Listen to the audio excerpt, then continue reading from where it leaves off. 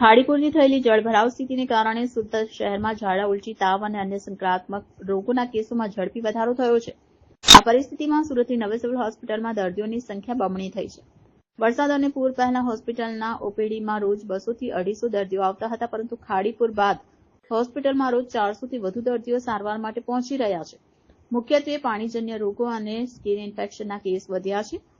Civil હોસ્પિટલના સ્વાસ્થ્ય અધિકારીએ શહેર અને આસપાસના વિસ્તારોમાં રહેતા નાગરિકોને અપીલ કરી છે કે કોઈપણ બીમારીના લક્ષણો દેખાય તો તુરંત સિવિલ હોસ્પિટલ અથવા નજીકના આરોગ્ય કેન્દ્રે સંપર્ક કરે. મેડમ, રોગચાળામાં વધારો થયો છે, કેટલા કેસો પહેલા હતા, અત્યારે કેટલા? હાજી, આપ સૌ જાણો છો તે પ્રમાણે છેલ્લા એક અઠવાડિયામાં જે રીતે સુરતમાં વરસાદ થઈ રહ્યો હતો અને પૂર જેવી પરિસ્થિતિનું નિર્માણ થયું હતું, તે દરમિયાન નવી સિવિલ હોસ્પિટલમાં વરસાદ ચાલુ થયે જ્યાં સુધી વરસાદ ચાલુ હતો અને પાણી ભરાયેલું હતું ત્યાં સુધી પેશન્ટ્સ અમારા સુધી પહોંચી શકતા ન હતા. તે વખતે અમારી પાસે દર્દીઓની સંખ્યામાં નોંધપાત્ર ઘટાડો જોવા મળેલ હતો. પરંતુ છેલ્લા 2-3 દિવસથી જે રીતે વરસાદ ઓછો થઈ રહ્યો છે અને પાણી ઓસરી રહ્યા છે, તે બાદ ધીરે ધીરે દર્દીઓ સિવિલ હોસ્પિટલ સુધી પહોંચી રહ્યા છે.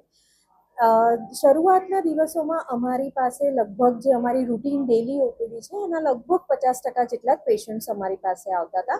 પરંતુ છેલ્લા 2-3 દિવસથી ઉત્તરોત્તર દર્દીઓની સંખ્યામાં વધારો થઈ રહ્યો છે, જે આપ પણ બહાર જોઈ શકો છો.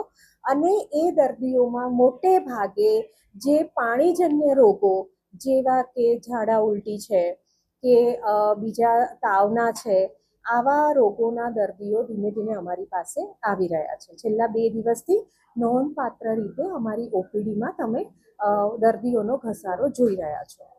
જે આવા દર્દીઓ અમારી પાસે આવે છે એવા દર્દીઓની તપાસ કરી જરૂરી એના ટેસ્ટ કરાવી અને નિરાકરણ કરવામાં આવે છે. જો દર્દીની હાલત સ્થિર હોય તો તેને ઓપીડી પર દવા આપી અને ફોલોઅપમાં બોલાવીએ છીએ, અને જો દર્દીની હાલત કોઈ ગંભીર રીતે જણાય તો આવા દર્દીઓને તરત જ જે તે વોર્ડમાં એડમિટ કરી જરૂરી સારવાર ચાલુ કરવામાં આવે છે.